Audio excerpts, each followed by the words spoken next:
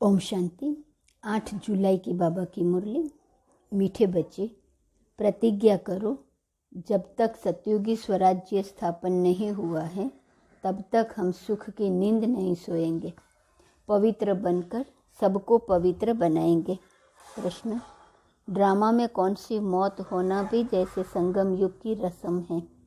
उत्तर, विजय माला में आने का पुरुषार्थ करने वाले अच्छे अच्छे बच्चे भी आश्चर्यवत सुनंती कथनती फिर भागंती हो जाते, अर्थात मर जाते हैं। ऐसी मौत भी संगम युग की जैसे रस्म बन गई है। श्रीमत पर न चलने से माया हरा देती है।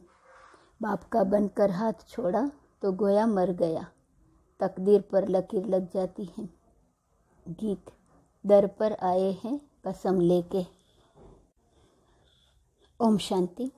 मीठे मीठे जीते जी मरने वाले बच्चों ने यह गीत सुना जो जीते जी कुर्बान गए हैं। सब तो कुर्बान नहीं गए हैं, नंबरवार पुरुषार्थ अनुसार जीते जी मरते हैं। जब कोई गोद लेते हैं या एडॉप्ट करते हैं तो एक परिवार को छोड़कर दूसरे परिवार का बनते हैं। बच्चे जानते हैं हम आसुरी परिवार से मरकर अभी ईश्वरीय परिवार के बने हैं। ईश्वर ने आकर गोद में लिया है। अज्ञान काल में कोई ईश्वर की गोद नहीं लेते हैं, धर्म के गुरु की गोद ले लेते हैं। जैसे वल्लभाचारी श्री कृष्ण के मंदिर में बच्चे को श्री कृष्ण की गोद में देते हैं, परंतु वह तो है जड़ चित्र, इसलिए फिर ब्राह्मण पुजारी गोद में ले लेते हैं वैष्णव बनाने के लिए। ऐसे गोद में तो बहुत लेते हैं। बच्चे जानते हैं बरोबर उनकी गोद लेते हैं जो होकर गए हैं। कोई क्राइस्ट की गोद लेते, कोई इब्राहिम की गोद लेके। कब होकर गए हैं वह फिर कब आएंगे, यह सिर्फ तुम बच्चे जानते हो। अभी तुम जीते जी मरे हो। तुमको एक बाप की याद में रहना है। लौकिक बाप के बच्चे गोद में आते हैं, बाप मर जाता है, बाकी बच्चे रह जाते हैं। यहाँ तुम ऐसे बाप की गोद में आए हो जो बाप तुमको इस मृत्यु लोक से अमर लोक में अथवा दुर्गति से सदगति में ले जाने वाला है। मनुष्य मात्र का सदगति दाता एक ही है। ऐसे नहीं कि सदगति सिर्फ तुमको मिलती है, सदगति तो सबको जरूर मिलती है, परंतु ड्रामा अनुसार किसको सतो प्रदान, किसको सतो, किसको रजो तमो सदगति मिलती है। बल तमो में आते हैं तो भी पहले आने से दुख नहीं भोगते, पहले सुख जरूर भोगना है। अंत में तो सभी दुख भोगते हैं। बाप कहते हैं कि सदगति दाता पतित पावन मैं एक ही हूँ। पहले पहले जो आत्माएं आती हैं वह सुख भोगती हैं, फिर दुख में आती हैं। तुम भी नंबरवार पुरुषार्थ अनुसार पहले सतो प्रधान फिर सतो रजो तमो में आते हो। तुम भी नंबरवार सदगति को पाते हो। मुख्य 8 दाने गिने जाते हैं ना। अब तुम सब द्रौपदियाँ हो, बाप के बने हो तो बाप को कभी छोड़ना नहीं है, परंतु श्रीमत पर याद नहीं करते हैं तो फिर माया हाथ छुड़ा देती है। गोद तो ली, शुरू में चलते आए। अच्छे अच्छे बड़े मीठे बच्चे जिनको विजय माला में 3-4 नंबर में रखते थे वह भी आश्चर्यवत भागंती हो गए। यह भी इस संगम युग की रस्म रिवाज है। आश्चर्यवत सुनंती कथनती मरंती, यह होता रहेगा। कहेंगे ड्रामा में इनका यह मौत था। बाप का बनकर फिर हाथ छोड़ा तो गोया मर गया। है तो बल इस दुनिया में, परंतु जीते जी यहाँ से निकलकर आसुरी दुनिया में चला गया। कोई कारण तो बनता है ना। बल कहेंगे ड्रामा, परंतु श्रीमत पर न चलने से माया से हार खा लेते हैं, तकदीर पर लकीर लग जाती है। ईश्वर का बनने से फिर होती है माया से लड़ाई। बाकी देवताओं और असुरों की लड़ाई नहीं होती है। माया असुर है जो जीत पा लेती है। अच्छा, अब बच्चे लिखते हैं कि राखी बंधन के त्योहार पर क्या करें। हर त्योहार पर तैयारियां तो करते हैं ना। रक्षाबंधन पर्व के उपलक्ष्य में इन एडवांस जाकर राखी बांधते हैं। इसका पूरा रहस्य भी बुद्धि में होना चाहिए। आगे तो ब्राह्मण ब्राह्मणियां राखी बांधते थे, अब यह रिवाज निकला है कि बहन भाई को राखी बांधती है। असल में ब्राह्मण राखी बांधते थे, क्योंकि ब्राह्मण जाति ऊंच स्वच्छ गाई हुई है। ब्राह्मण असल सन्यासियों से भी ऊंच हैं, परंतु ड्रामा अनुसार इस समय सन्यासी ऊंच बन गए हैं। आगे ब्राह्मण राखी बांधते थे, फिर जन्माष्टमी पर वह राखी खोलते थे। जैसे द्रौपदी के लिए कहते हैं कि जटाएं खोल दी थी। रूसी लोगों की जटाएं भी हमेशा खुली रहती हैं। पतिव्रता स्त्री होती हैं तो चोटी बांधती हैं। द्रौपदी ने खोल दिया था कि जब तक हम अपना राज्य नहीं लेंगे तब तक चोटी नहीं करेंगे। अब तुम बच्चों को सिर्फ अर्थ समझाया जाता है। जब तक हम स्वराज्य नहीं लेंगे तब तक सुख से सोएंगे नहीं। गाते हैं ना, आराम हराम है। अंदर में यह जोश रहता है कि जब तक स्वराज्य नहीं लिया है तब तक सुख कहाँ। सुख तो भविष्य में पाना है। इसके लिए पुरुषार्थ अब करना है। अब तुम जानते हो, रक्षाबंधन अर्थात पवित्र रहने के लिए हम प्रतिज्ञा करते हैं। राखी अर्थात प्रतिज्ञा की बात है। अब यह त्योहार कब से शुरू हुए, क्यों शुरू हुए, कौन निकला जिसने राखी बांधने की राय निकाली। कोई एक राय निकालते हैं, फिर उसका नाम बाला हो जाता है। तो यह पवित्रता की निशानी है।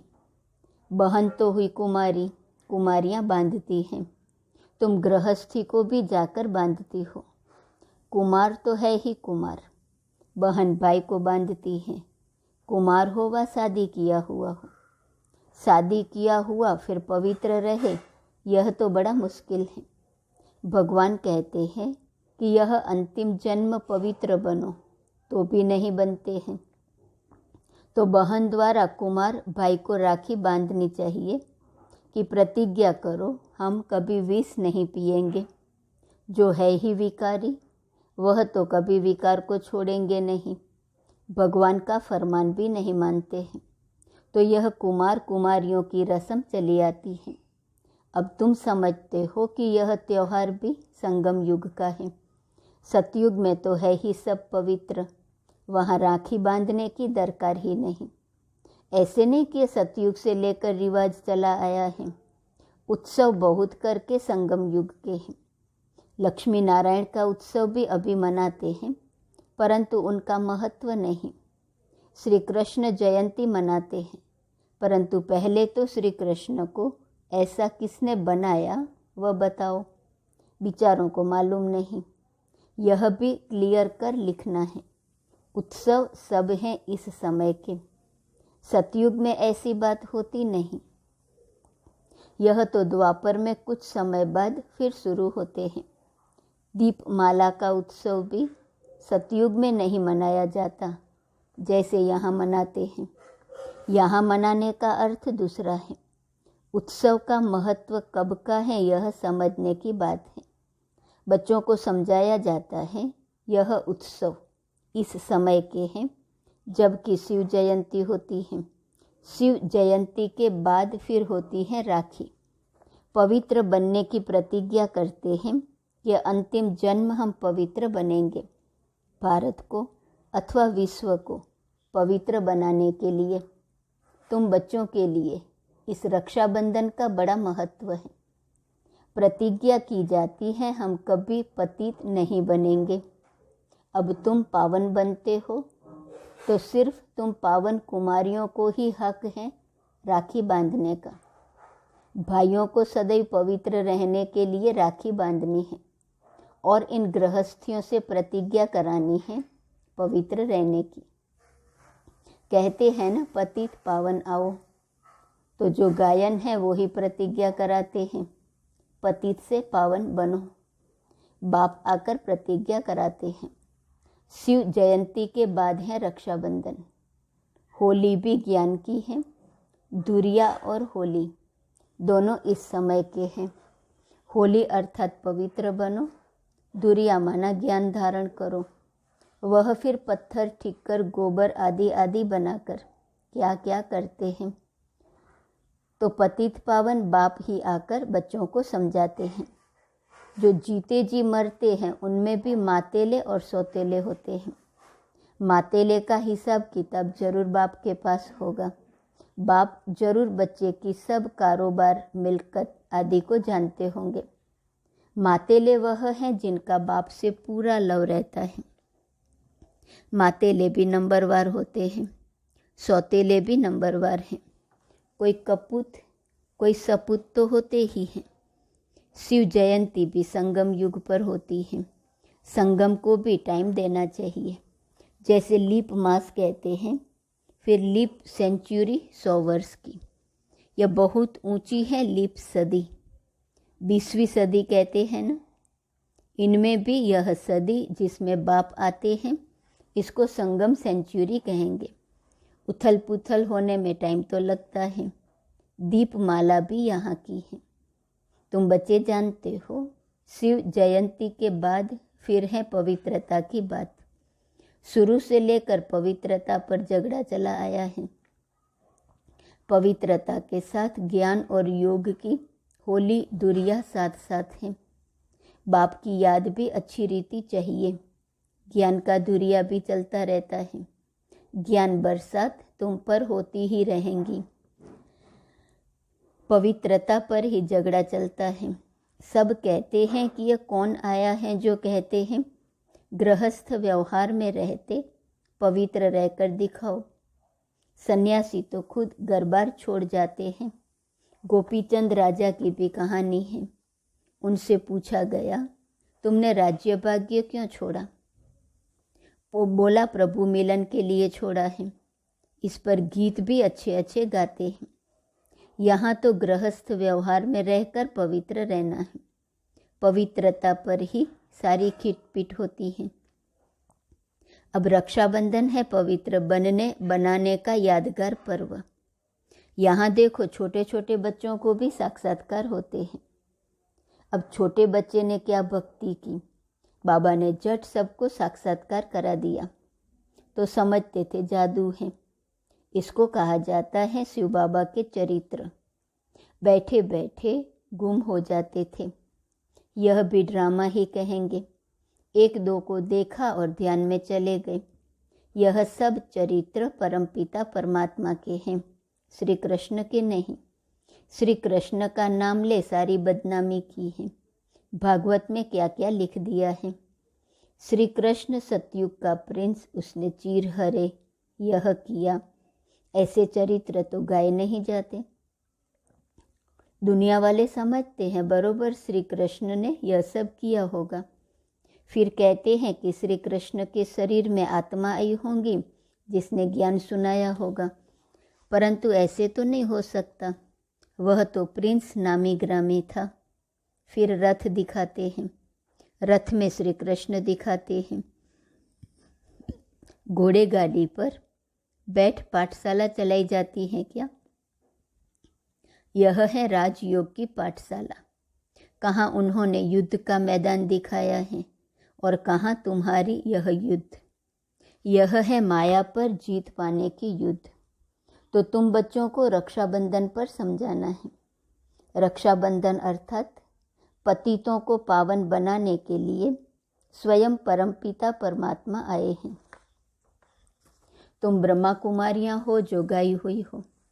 कुमारी वह जो 21 कुल का उद्धार करे। संगम की ही बात है। फिर यह उत्सव सतयुग आदि में नहीं चलता। राखी बंधन के बाद फिर है श्री कृष्ण जयंती, क्योंकि सतयुग में पहला नंबर जन्म है श्री कृष्ण का। उनकी भी राजधानी है। वह इस समय प्रतिज्ञा करते हैं श्री कृष्ण के कुल में जाने के लिए। यह राजयोग है। तुम नर से नारायण बनते हो। लक्ष्मी नारायण की जीवन कहानी है नहीं। बाप ने समझाया है राधे कृष्ण सो लक्ष्मी नारायण की जीवन कहानी। श्री कृष्ण का जन्मदिन मनाते हैं। अच्छा, नारायण जयंती कहाँ कारण होगा ना? न समझने कारण सारा खेल ही मुंजा दिया है। महत्व सारा यहाँ का है। ऐसे भी मत समझो कि दीपमाला कोई सतयुग से शुरू होती है। सतयुग में तो है ही पवित्र दुनिया, सभी की आत्माएं जगी हुई हैं। उत्सव सब इस समय के हैं। अभी तुम सबकी बायोग्राफी को जानते हो। शिव बाबा स्वयं आकर के बच्चों को कहते हैं कि अब पवित्र बनो, तुम आत्माएं मैली हो गई हो। सन्यासी तो कहते हैं आत्मा निर्लेप है, इसलिए बहुत लोग कह देते हैं अंडा मछली आदि खाने में कोई हर्जा नहीं है। सबकी अपनी अपनी रस्म रिवाज है न। आगे काली पर मनुष्यों की बलि चढ़ाते थे। शिव को तो काला नहीं कहेंगे, न शंकर को कहेंगे। हाँ, ब्रह्मा और विष्णु के 2 रूप गोरे से काले बनते हैं। यह सब बाप बैठ समझाते हैं। अच्छा, मीठे मीठे सिकिल दे बच्चों प्रति माता पिता बाप दादा का याद प्यार और गुड मॉर्निंग। रूहानी बाप की रूहानी बच्चों को नमस्ते। रूहानी बच्चों की रूहानी बाप को नमस्ते नमस्ते नमस्ते। धारणा के लिए मुख्य सार। पहली पॉइंट, बाप से पूरा पूरा लव रख मातेला बनना है। अपना पूरा समाचार बाप को देना है, कभी भी कपूत नहीं बनना है। दूसरी पॉइंट, रक्षाबंधन का यथार्थ रहस्य बुद्धि में रख पवित्र जरूर बनना है। माया से कभी हार नहीं खानी है। पवित्रता के बल से स्वराज्य लेने की प्रतिज्ञा करनी है। वरदान, सदा मिलन के झूले में झूलने वाले ततत्वम के वरदानी बाप समान भव। जैसे बाप दादा आप मालिकों की आज्ञा को मानकर मिलन मनाने के लिए आते हैं। जी हाजिर का पाठ पढ़कर हाजिर हो जाते हैं। ऐसे ही तत्त्वम अमृत वेले से लेकर दिन के समाप्ति तक धर्म और कर्म में बाप समान बनो तो सदा मिलन के झूले में झूलते रहेंगे। इस मिलन के झूले में रहने से प्रकृति और माया दोनों ही आपके झूले को झूलाने वाले दासी बन जाएंगे। सर्व खजाने आपके इस श्रेष्ठ झूले का श्रृंगार बन जाएंगे। स्लोगन, सदा ब्रह्मा बाप की भुजाओं में समाये रहो तो सेफ्टी का अनुभव करेंगे। स्वमान है, मैं सच्चा सेवादारी हूँ। अव्यक्त इशारे की पॉइंट है 8 जुलाई। बाप दादा सभी बच्चों को विशेष श्रीमत दे रहे हैं। बच्चे, बोल में निर्माण बनो। निर्माणता ही महानता है। यह झुकना नहीं है, लेकिन सबको अपने ऊपर झुकाना है।